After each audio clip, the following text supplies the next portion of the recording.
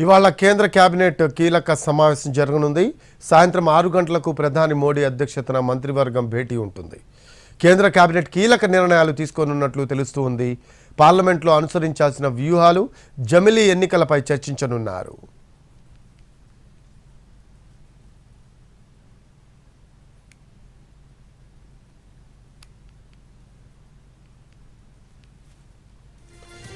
ఇవాళ కేంద్ర కేబినెట్ కీలక సమావేశం జరగనుంది.